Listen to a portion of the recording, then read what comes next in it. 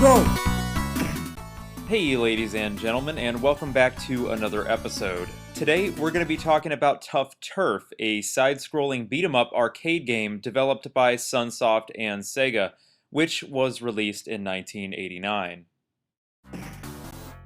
Let's start off with a little bit of a backstory here, since I know most people aren't familiar with this game.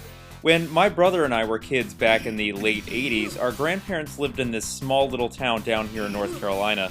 There used to be this little convenience store right around the corner from the house, and it always had two arcade machines set up. For at least a couple of years, it was Street Fighter, the first one, and a game called Tough Turf. As most of us know who've played it, Street Fighter 1 can get old, and tiring no less, after playing it about a million times, so we decided to focus our attention on Tough Turf, and it's a game I've always looked back on fondly over the years.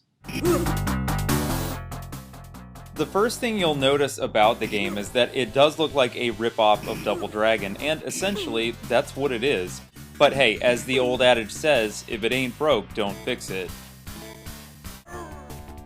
Tough Turf is an interesting two-player cooperative beat-em-up that was entirely forgotten over the years. No home versions were ever made, and it was pretty limited even in its arcade release.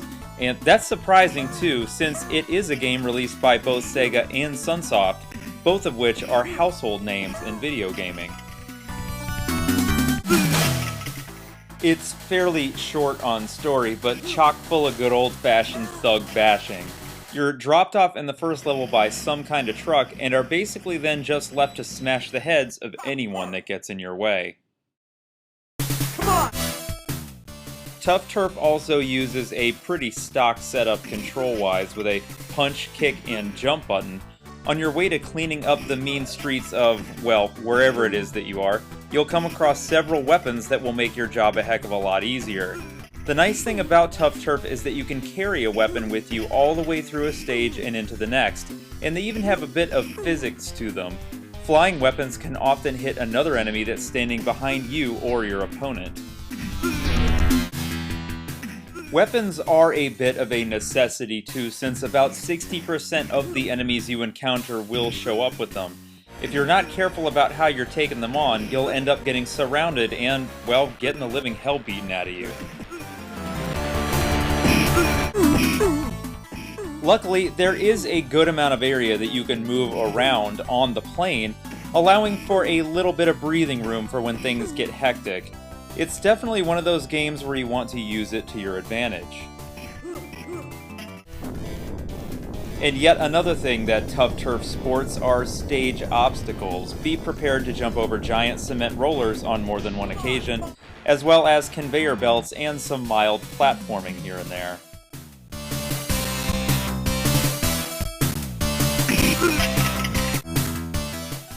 Another thing worth noting in Tough Turf is how much health you're given, which is quite a bit, and you can usually get a good amount of playtime out of even a single quarter, which was a rare occurrence for games in the beat-em-up genre at the time.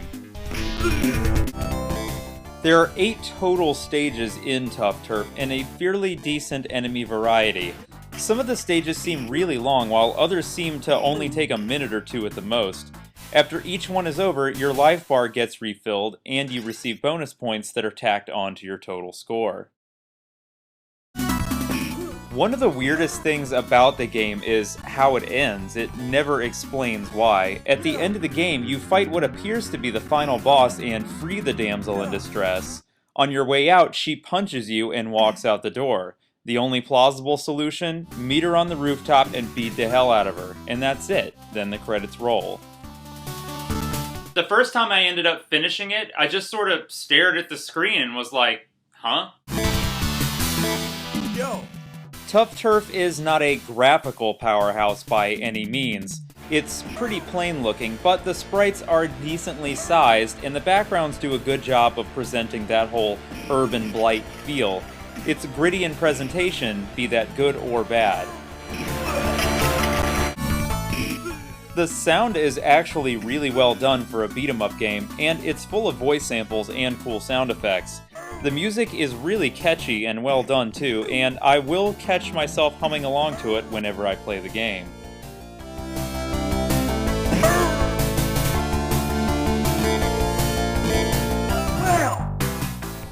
Tough Turf is an interesting game. It feels so late 80s that if you're into that kind of thing, it's totally awesome. It's fun to play through solo and even more fun with a buddy. It's no great revolution to the genre in any way, but it's entertaining and it's a shame that we never got to see a home version.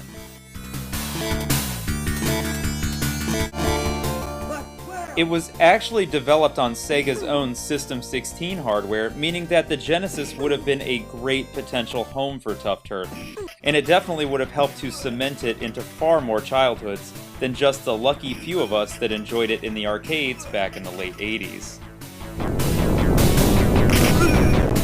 Before we go, I'd like to issue a thank you to each and every one of you guys who watch, comment, subscribe, and leave positive feedback. All of you guys that send me positive messages, private messages to the YouTube inbox. I know that sometimes I don't have time to get back to each and every one of them, but I do read them all, and I appreciate all of the continued support. We're now at over 1,100 subscribers, and that is just mind-blowing to me. It feels like just yesterday I was thanking you guys for 500.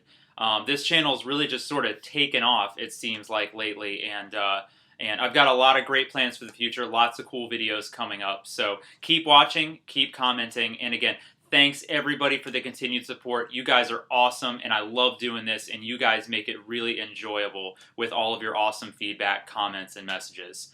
And as always, guys, until next time, stay classic.